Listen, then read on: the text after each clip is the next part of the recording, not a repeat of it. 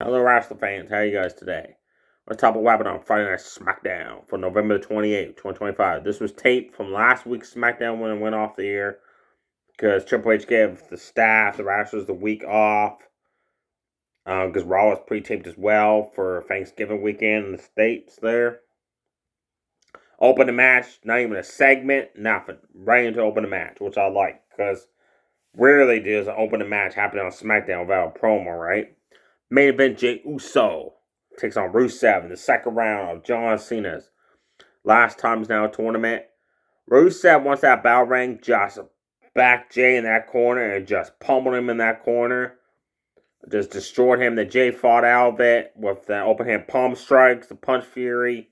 Had an awesome Samoan drop. Then Jey hit a spear. Rusev kicked out one. Hit a Uso splash. Rusev kicked out one.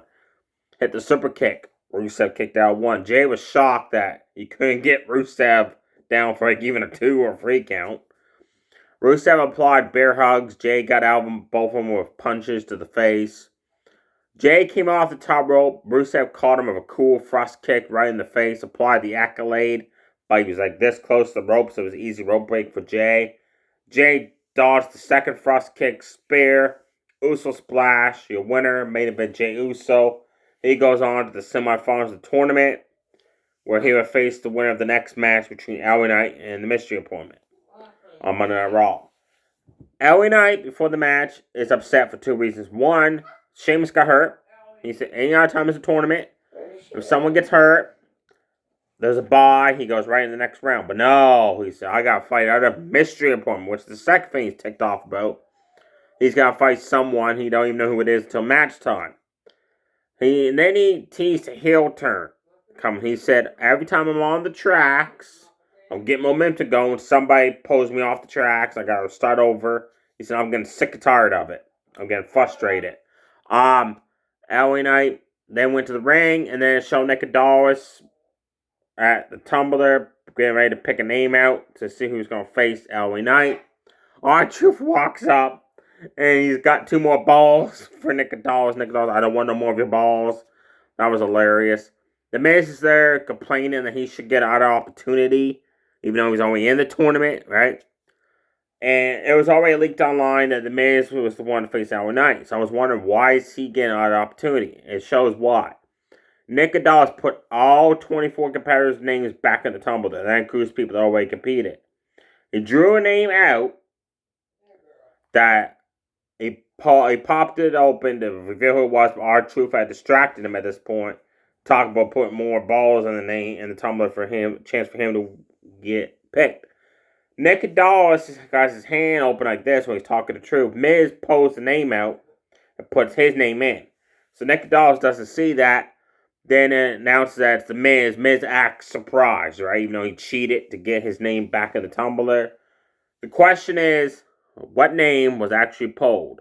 Was it R-Truth? That could set up a very good feud between R-Truth and The Miz, because Truth's name finally could have been pulled out, and The Miz will screwed him out of the tournament, and that could start a really good feud. So we have The Miz versus LA Knight. Miz hit a drive-by knee to the face, some yes kicks, got up at the top rope. LA Knight, he ran like the Flash. Came off that top rope with a superplex, had a run and swing a neck breaker. Neck breaker out of the corner, hit that Dusty Rhodes punch combo he does. The Miz fired it back with a nice DDT. LA Knight drop kicked him right through the ropes to the floor. Stomps on his back repeatedly, but as he rolled the Miz back to the ring, as he was getting back to the ring, the Miz ran and booted him right in the face twice in a row as LA Knight was stuck between the ropes. LA Knight came off the top rope. Miz caught him with the Skull Crusher finale. That was an awesome counter. I thought the Miz won it, but LA Knight just kicked out in the nick of time. Miz went for a second Skull Crusher finale. LA Knight ducked it. Rose Plant DDT. Your winner going on to the semifinals, LA Knight. Yeah, he's facing main event Jey Uso next week on Raw, where the winner of that match will face the winner between Gunther and Solo Sikoa next week on Raw on next week's SmackDown. That's the only match confirmed next week for SmackDown. Is the finals of the last time is now John Cena tournament I hope LA Knight wins it. I don't want it to be Gunther. He doesn't need this push to be John Cena's last opponent. It should be someone that Cena could beat that would like boost the career up. Gunther doesn't need that. Jey Uso can use it. LA Knight can use it. Solo Sikoa can use it. Charlotte Flair and Asuka was selected by their opposing teams. Well, technically Asuka wasn't selected. She's team captain. She just voted herself into the match. Charlotte Flair was selected by Rhea Ripley, Io Sky, AJ Lee. Who else on that team? Io Sky, Rhea Ripley.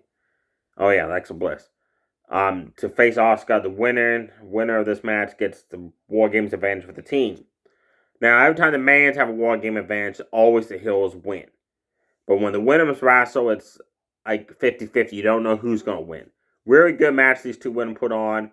They exchange strikes, takedowns, forearm shots, kicks, chops. Charlotte Flair delivered like 12 chops in a sequence there. They hit that cartwheel in the clothesline. Asuka ducked one chop and hit an awesome snap release German suplex. Then she ran, delivered a butt in the ropes. It got stuck in the ropes and waited for Charlotte the big boot in the face. I didn't like that. She could have easily got out of the way. Charlotte hit that top rope moonsault. Asuka kicked out the nick of time. Hit her dangerous strike combo. Leveled Charlotte Flair. Then outside the ring, the fight, and Charlotte Flair, this probably didn't like the match, stood there and just looked around. Like, I don't know what she's doing, right? Apparently, Asuka was taking a while to get the mist ready, and then she actually missed the timekeeper in the face with the mist. Charlotte Flair rolled her in the ring, got her in the ring, went for natural selection. Asuka reversed her out of snap release German suplex, applied the Asuka lock. Charlotte Flair powered out of it. With a power bomb, Asuka held on to a triangle choke hold. Charlotte Flair powered out of that with sit down power bomb. Asuka quickly reapplied the Asuka lock. That was a cool sequence. But Charlotte Flair flipped over, so Asuka had to let go before the count, or she would get counted free on her because her shoulders were down. As she let go the whole natural selection for Charlotte Flair, she gets the win and the advantage for her War Games team for War Games. Main event time. The last half hour, no interruptions, commercials free. They announced no segment. It's 5-on-5 traditional Survivor Series elimination match. I wish it was on the pay-per-view, but well.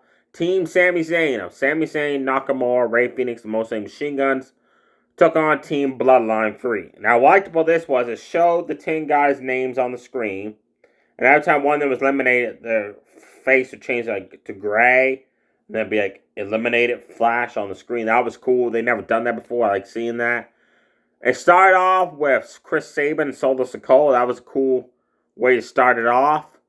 I thought it'd be like Team Captain Sammy, Team Captain Solo, but no, Sammy sitting in Sabin. Sabin took it to Solo from the opening bell until he got isolated in their corner. The Bloodline 3 just did a number on him. Sammy tagged in and he got isolated in that corner quickly, got double teamed. They kept making quick tags, punishing Sammy. Sammy got away when he barrel rolled past the Samoan Spike, tagged in Chris Sabin. Him and Shelby hit double team moves to Tama Tonga. I lost count how many. It was like 5 or 6, one after the other. Bam, bam, bam. That was awesome to Tama Tonga. They had an awesome double team, leg hold, drop kick to the face to Tola Tonga, who ran in. They hit Jeff Cobbs with a double team super kick to the midsection. Jeff Cobbs did 3 moves. He had to tag out. He was winded and gassed. And thankfully, he was the first one eliminated. Machine Guns eliminated him with a double team pinfall. One inside cradle and the armor ran and flipped over and rolled him up too at the same time. So that was cool how they eliminated him. The Tonga brothers worked on Rey Fenix during the match. Hit double team moves on him. They were brutal too. Irish whipped into pay dirt. Irish whipped into one massive spine buster for Tama Tonga. Rey Fenix hardly did anything, honestly, during this match. Only thing cool he did was a snap hurricanrana to eliminate Tola Tonga. And then a spinning heel kick, stunning Solo. That was it. Then he bounced off the ropes and slipped. And then he had to rebalance himself. Tama Tonga, no. I don't think so. You screwed up. Enough's enough of this. Running forearm shot to Rey Fenix. He's eliminated. The Machine Guns beat up Tama Tonga. Nakamura gets in and just hits freaking kick strikes left, right, center. The rest of the Bloodline Free just cleaning house. Then he gets ready to hit King Sasuke on Tama Tonga. Solo distracts him. Tama Tonga hits that running forearm shot. Nakamura's eliminated. Machine Guns hit a double team finisher on Tama Tonga to eliminate him. Then they went for a double team finisher on Solo Sikoa. They went for Skull and Bones. But Tonga, I'm sorry, I messed up. Tama Tonga was not eliminated. Everybody thought he was, but he kicked out in the nick of time and he rolled out of the ring. Tonga shoved Alex Shelley off the top rope to the floor. Solo Samoan Spike Sabin. He tagged in Tonga.